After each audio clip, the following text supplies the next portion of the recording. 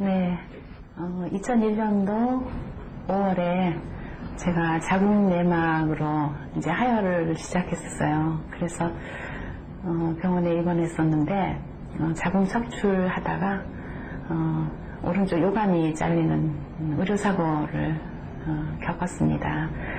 그런데 그때 이제 누구나 그렇겠지만 스트레스를 너무 많이 받았어요.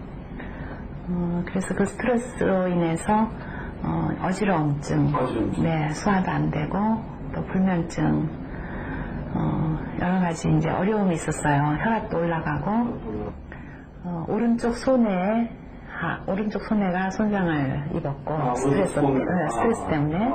그러면서 이제 왼쪽 대뇌, 굉장히 행복해하고 싶어하는 뇌가 왼쪽 그 뇌인데 그 뇌가 자연스럽게 같이 X자로 가니까 작은 손해하고 오른쪽 손해하고 왼쪽 대뇌가 이제 불균형이 일어나는 거예요. 뇌가 균형이 안 잡히고. 그걸 몰랐죠. 제가 만약에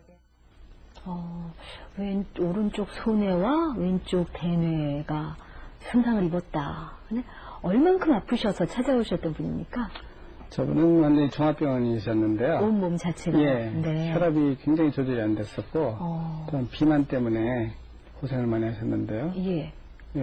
짧은 시일이지만 치료 기간을 통해서 혈압이 저렇게 수치상으로 굉장히 낮아지고 있었습니다.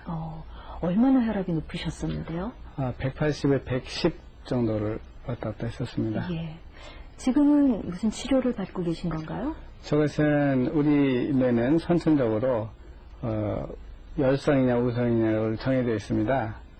남자 같은 경우는 오른쪽 대뇌가 우성이고요. 여자분들 같은 경우는 왼쪽 대뇌가 우성인데 네. 이분 같은 경우는 오른쪽 대뇌가 우성이었습니다. 그러니까 남자의 성향을 많이 띠신 분이셨죠. 그렇게 예. 그런 분이셨군요.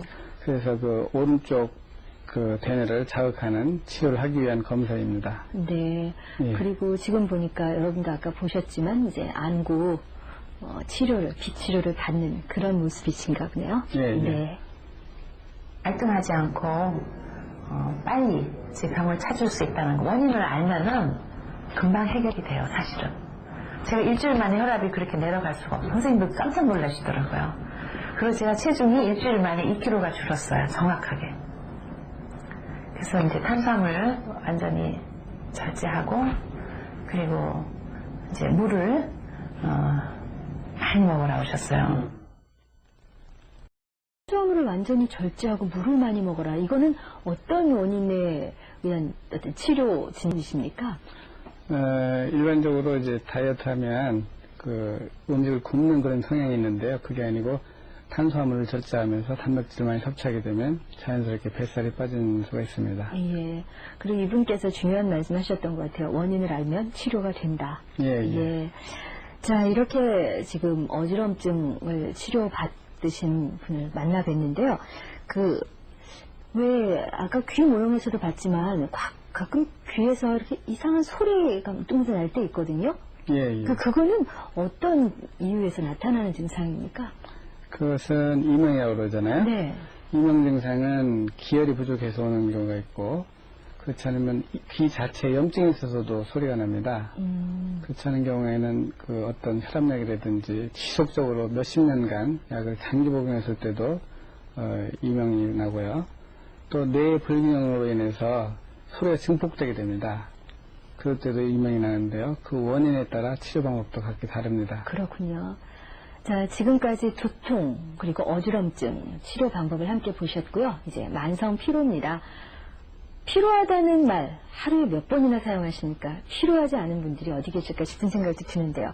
이 만성 피로라는 것도 결국 뇌 불균형에서 오는 질환이라고 보십니까? 예, 물론입니다. 예를 든다면 제가 안경을 끼고 있는데요. 네. 만약에 제 안경알이 하나 깨졌다면 그 깨진 안경을 쓰고 사물을 본다면 얼마나 피곤하겠습니까? 한쪽 눈은 잘 보이고 한쪽 눈은 잘 보이지 않기 때문에 굉장히 피로해서 5분도 쓰지 못하고 아마 집어던질 거예요. 예. 저도 간혹 이제 눈이 피곤하면 안경을 쓸 때가 있는데 저도 그렇거든요. 예. 네. 그런 같은 이치로 눈으로 본 모든 정보가 뇌에 들어가게 돼서 분석을 하게 되는데 뇌의 기능이 한쪽은 좋고 한쪽이 낮다면 굉장히 피로를 느끼게 됩니다. 정상적인 그 균형 상태가 이렇다면 한쪽 뇌 기능이 떨어져 있는 것이죠. 이런 분들은 하루 밤을 새거나 했을 때 같이 밤을 새더라도 이만큼 떨어지는 것인데 정상적인 사람은 이만큼만 떨어지는 것이죠. 그러니까 그것을 회복하는 시기는 정상적인 사람에 비해서 서너 배 이상 힘듭니다. 네. 그리고 회복하기도 쉽진 않겠네요. 그렇죠. 네. 자, 보면 뭐 뒷목이 뻐근하다거나 뭐 어깨가 아프다거나 뭐 자고 일어나도 회복되지 않는다거나 그럴 때 나는 만성 피로야 이런 표현들을 쓰게 되거든요. 예. 근데 보통 저희들이 어떤 증상들을 느끼게 되면은 만성 피로라고 단정을 지을 수 있는 건지 자각 증상 같은 건 없는지 모르겠어요. 예, 몇 가지가 있습니다. 네. 우선 오전 오후에 항상 나른해서 기운을 못 차리고요.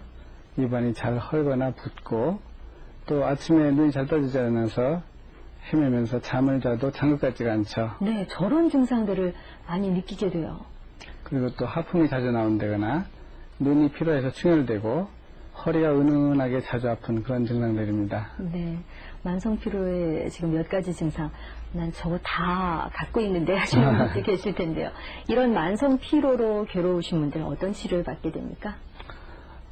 마찬가지로 원인을 찾아야 되는 것입니다. 그렇죠. 예. 네.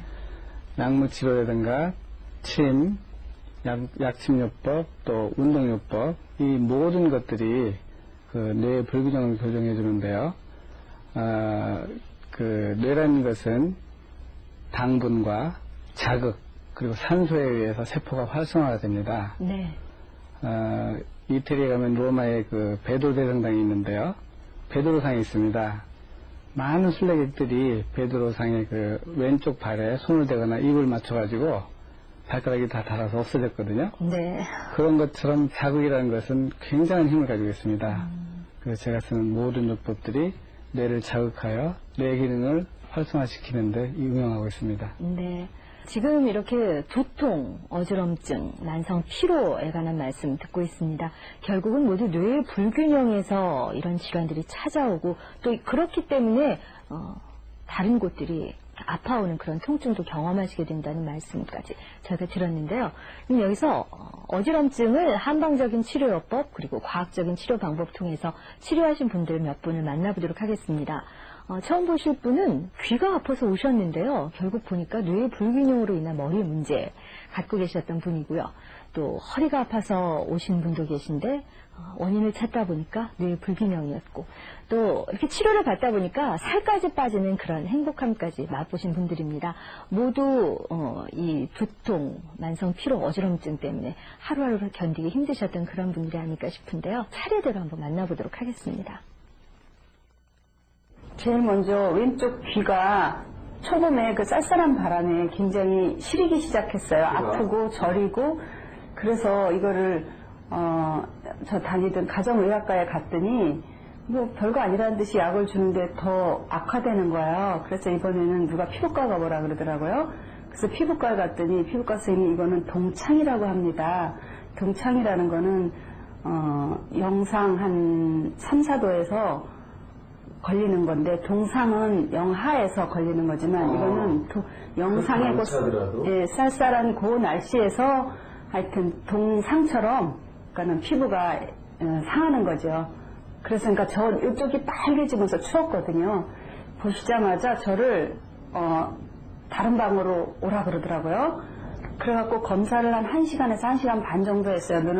암실에서 눈을 감고 뜨고 눈동자를 돌리고 예, 그다음 귀에다가 여러 가지 뭐 반응도 보시고 그러더니 결론은 저한테 뜻밖의 말씀을 하시는 거예요. 이거는 우측 대뇌의 피질 감각기관이 약간 손상되어 있습니다. 그리고 좌측 손에도 손상되어 있습니다. 그런데 그 원인은 갱년기 에스트로겐 호르몬의 불균형으로 인해서 오는 것입니다. 이렇게 말씀하시는데 제가 그 말을 듣고 얼마나 속이 후련한지 몰라요. 아, 원인이 이거였구나. 네, 저분 속 후련하셨다는 말씀 공감하시는 분들 계실 거예요. 왜 그런가 하는 의문에 정확히 답을 듣는 경우가 흔치 않거든요. 지금 자세한 설명을 다시 한번 모형을 보고 해주셨으면 좋겠습니다.